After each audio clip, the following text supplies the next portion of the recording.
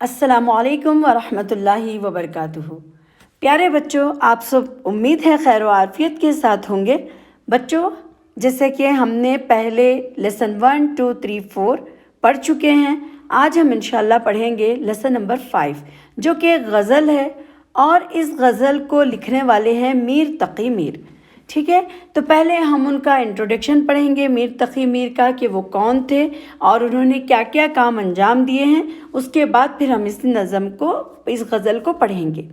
میر تقی میر 1722 میں پیدا ہوئے تھے اور 1810 میں ان کا انتقال ہوا تھا۔ میر تقی میر آگرہ میں پیدا ہوئے، ابھی بچے ہی تھے کہ والد کا انتقال ہو گیا۔ کچھ دن بعد وہ دلی میں آ بسے۔ دلی کی زندگی میں جب انتشار پیدا ہونے لگا تو میر تلاش معاش میں لکھنؤ چلے گئے۔ باقی زندگی لکھنؤ میں گزاری اور وہیں ان کا انتقال ہو گیا۔ یعنی میر تقی میر جو تھے وہ آگرہ میں پیدا ہوئے تھے اور وہ ابھی بچے ہی تھے، یعنی تبھی ان کے فادر کا انتقال ہو گیا، اور کچھ دنوں بعد وہ کیا ہو گئے، دلی میں چلے گئے اور وہاں پر جا کر رہنے لگے۔ لیکن جب دلی کے حالات خراب ہو گئے تو پھر انہوں نے کیا کیا کہ تلاش معاش کے لیے، یعنی اپنی روزی کمانے کے لیے، ارننگ کے لیے وہ کیا کرے، لکھنؤ چلے گئے، اور باقی زندگی وہ لکھنؤ میں ہی رہے اور وہیں پر ان کا انتقال بھی ہو گیا، وہ وہیں پر فوت ہو گئے۔ میر کلاسیکی اردو غزل کے ایک بڑے شاعر تھے، یعنی جو میر تھے، میر تقی میر، یہ کیا تھے، بہت اردو غزل کے بہت ہی یعنی کلاسیکل غزلیں لکھنے والے تھے، اور اردو غزل کے امام سمجھے جاتے تھے، یعنی ان کو ان کا غزلوں کا ہیڈ بھی کہا جاتا تھا۔ لوگ ان کو اس طریقے سے، ان کو عزت کی نگاہ سے دیکھتے تھے۔ سادہ اور عام فہم الفاظ میں سوز و گداز کی کیفیت پیدا کرنے میں میر کا کوئی ثانی نہیں۔ یعنی میر جو غزلیں لکھتے تھے وہ بالکل ان کا انداز سادہ اور ایک دم عام لوگوں کو سمجھ میں آنے والا انداز، اور سوز و گداز یعنی جوش و خروش ان کی غزلوں میں ہوتا تھا کہ پڑھنے والے کو اس سے انٹرسٹ پیدا ہوتا تھا، اور ان کی طرح کوئی اور دوسرا نہیں تھا جو اس طریقے کے غزلیں لکھیں۔ غزلوں کے علاوہ شاعری کے دوسری اصناف میں بھی انہوں نے خوب جوہر دکھائے، یعنی انہوں نے صرف غزل ہی نہیں لکھے بلکہ دوسری ساری چیزوں میں بھی انہوں نے بہت اچھا کر دکھایا ہے۔ ان کی مثنیوں بہار عشق، شعلہ عشق اور دریا عشق کو بھی بہت شہرت ملی۔ فارسی میں اردو شعراء کا ایک تذکرہ نکات الشعراء اور ذکر میر کے عنوان سے اپنی سوانح حیات میں لکھی ہے۔ یعنی انہوں نے کیا کیا ہے، فارسی میں اردو شعراء کہتے ہیں شاعر کی جمع کو، تو فارسی میں انہوں نے اردو شعراء کا مطلب جتنے بھی شاعر تھے ان کا ذکر کرتے ہوئے انہوں نے کتاب لکھی نکات الشعراء اور ذکر میر کے عنوان سے انہوں نے کیا کیا، ان کے بارے میں سوانح حیات لکھی۔ تو انہیں کیا کہا جاتا ہے، خدائے سخن کے لقب سے یاد کیا جاتا ہے۔ تو یہ تو میر تقی میر جن کے بارے میں ہم نے پڑھا، ہم نے سمجھا۔ اب چلیے ہم ان کی غزل پڑھتے ہیں کہ وہ اپنی اس غزل میں کیا کہنا چاہتے ہیں۔ ٹھیک ہے، یہ غزل بھی بہت اچھی ہے، پہلے میں اس کی ریڈنگ کروں گی پھر اس کے بعد میں سمجھاؤں گی۔ ہستی اپنے احباب کی سی ہے، یہ نمائش شراب کی سی ہے، نازک کی اس کے لب کی کیا کہیں، پنکھڑی ایک گلاب کی سی ہے، بار بار اس کے در پہ جاتا ہوں، حالت اب اضطراب کی سی ہے، میں جو بولا کہا کہ یہ آواز اسی خانہ خراب کی سی ہے، میر ان نیم باز آنکھوں میں ساری مستی شراب کی سی ہے۔ تو بچوں چلیے اب ہم اس کو غزل کو سمجھتے ہیں۔ پہلی لائن میں ہے، ہستی اپنی حباب کی سی ہے، یہ نمائش شراب کی سی ہے۔ ہستی کہتے ہیں وجود کو، اور جو حباب ہے اس کا مطلب ہے بلبلا۔ ٹھیک ہے، تو یہ جو وجود ہے اپنا، یہ کیا ہے، ایک بلبلے کی طرح ہے۔ یہ نمائش شراب کی سی ہے، نمائش کا مطلب یہاں پر دنیا ہے، جو دکھاوا ہے، دنیا کا جو شو آف ہے اس کو بیان کیا گیا ہے۔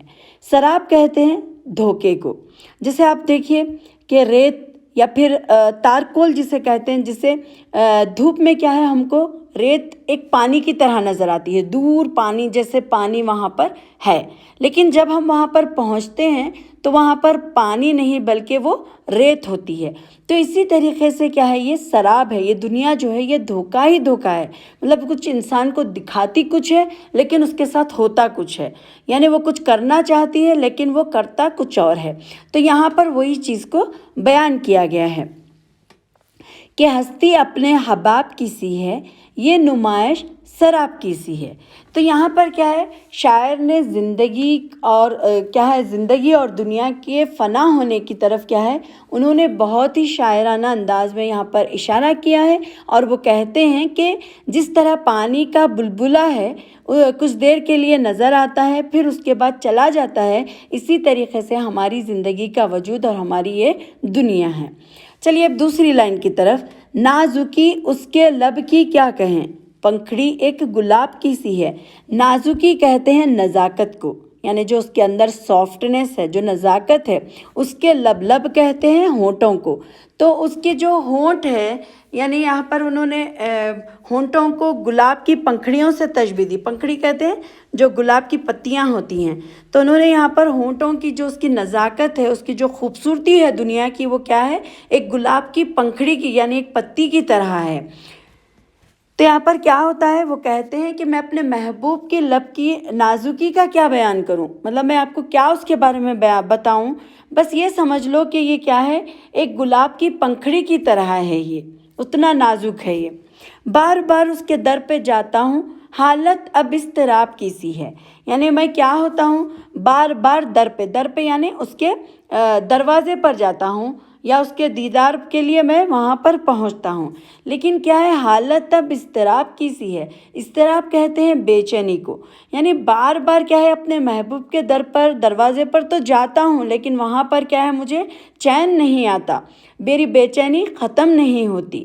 میں جو بولا کہا کہ یہ آواز اسی خانہ خراب کی سی ہے، یعنی میں جو بولا کہ وہ کہا کہ یہ آواز، یہ جو آواز ہے یہ کیا ہے، اسی خانہ خراب کہتے ہیں جس کا گھر برباد ہو، یا پھر یہاں پر جو لیا گیا ہے وہ عاشق، یعنی اس کو کسی کا بھی دوسروں کا ہوش نہیں ہوتا، اسے صرف اپنی ہی فکر ہوتی ہے، اس کو اپنے گھر، اپنے بچوں کا، اپنی فیملی کا کوئی اس کو جس طریقے سے فکر نہیں ہوتی عاشق کو، اسی طریقے سے وہ کیا ہے، اپنے گھر کو برباد کر لیتا ہے۔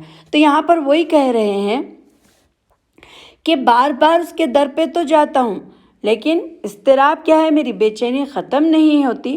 وہ جو بولا کہا کہ یہ آواز جو ہے، یہ آواز کیا ہے، شاعر کو یہ احساس ہے کہ محبوب اس کی آواز کو جانتا بھی ہے اور پہچانتا بھی ہے، لیکن وہ کیا ہے، سب سننے کے باوجود بھی کیا ہے، اس کی حالت ایک عاشق کی سی ہے کہ وہ اس کے پیچھے دوڑا ہی چلا جاتا ہے۔ یعنی دنیا کے پیچھے آپ دیکھ سکتے ہیں کہ انسان کمانے کے پیچھے، اس کو خرچ کرنے کے پیچھے، پھر اس کی خوبصورتی کے پیچھے، اس کے دکھاوے کے پیچھے، اس کی شہرت کے پیچھے کیا ہے، انسان اپنے آپ کو لگاتا ہی چلا جاتا ہے، جبکہ اس کو معلوم ہے کہ وہاں پر پھر اس کو دھوکہ ہے، لیکن پھر بھی وہ کیا ہے، اسی کی طرف چلا جاتا ہے عاشق بن کر۔ میر ان نیم باز آنکھوں میں ساری مستی شراب کی سی ہے، یعنی وہ کہتے ہیں میر اپنے آپ کو کہ یہ جو نیم باز کہتے ہیں ادھ کھلی آنکھیں، یعنی آدھی جو آنکھیں کھلی ہوتی ہیں، پوری طریقے سے نہیں بلکہ آدھی آنکھیں جو کھلتی ہیں، ساری مستی شراب کی سی ہے۔ یعنی اگر آپ دیکھیں گے تو کیا ہوتا ہے کہ شرابی جو ہوتا ہے اس کی آنکھیں کیا ہوتی ہیں، پوری طرح نہیں کھلی ہوئی ہوتی، آدھی کھلی ہوتی ہیں۔ تو آنکھوں کی کیفیت اس کی آدھی کھلی آدھی بند جس طریقے سے ہوتی ہیں، وہ کہتے ہیں کہ یہ جو محبوب ہے اس کی ادھ کھلی آنکھیں ظاہر کرتی ہیں کہ ان میں شراب کی سی مستی ہے۔ تو اب چلیے اب ہم اس کی تشریح کو سمجھتے ہیں۔ پہلے 2 لائن کی تشریح، شروع کی جو پہلی لائن ہے اس میں ہے ہستی اپنے حباب کی سی ہے، یہ نمائش سراب کی سی ہے۔ تب آپ اس کی جو تشریح ہے وہ کیسے لکھیں گے؟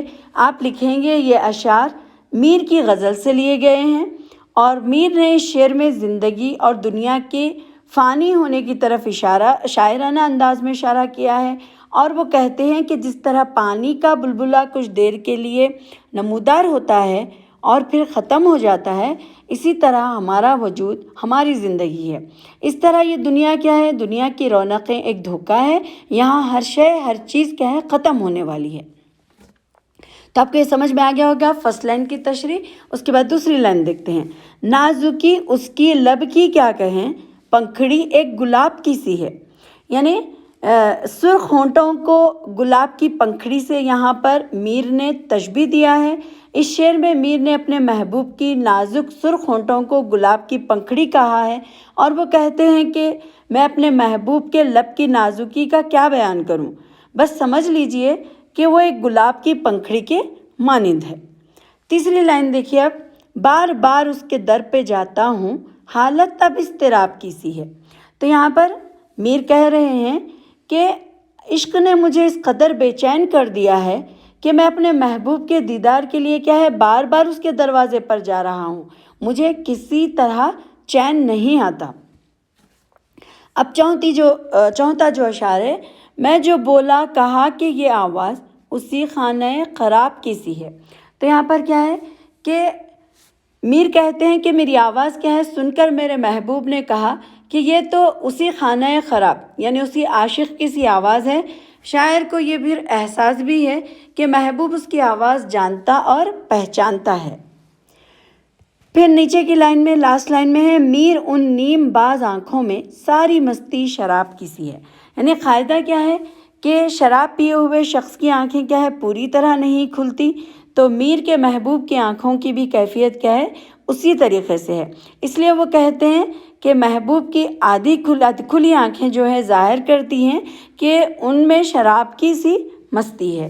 تو بچوں آپ کو یہ غزل سمجھ میں آ گئی ہوگی۔ اگر آپ کو کچھ ڈاؤٹ ہے، کچھ سمجھ میں نہیں آیا تو آپ پھر مجھ سے پوچھ سکتے ہیں، آپ کمنٹ باکس میں کمنٹ کریے، میں انشاءاللہ آپ کے جوابات دوں گی۔ تو یہاں پر یہ جو پہلا پارٹ ہے اس میں ہم ایکسپلینیشن اور اس کی تشریح پڑھے ہیں، اور اب ہم آگے الفاظ معنوں کو یاد کریں گے، اور اس کے بعد اس کے سوالات کو ہم اس میں سمجھنے کی کوشش کریں گے۔ تو بچوں آپ کو سمجھ میں آ گیا ہوگا، تو آپ دوسروں کے ساتھ بھی اس کو شیئر کریے تاکہ دوسرے اسٹوڈنٹس بھی اس سے فائدہ اٹھا سکیں۔ السلام علیکم ورحمۃ اللہ وبرکاتہ۔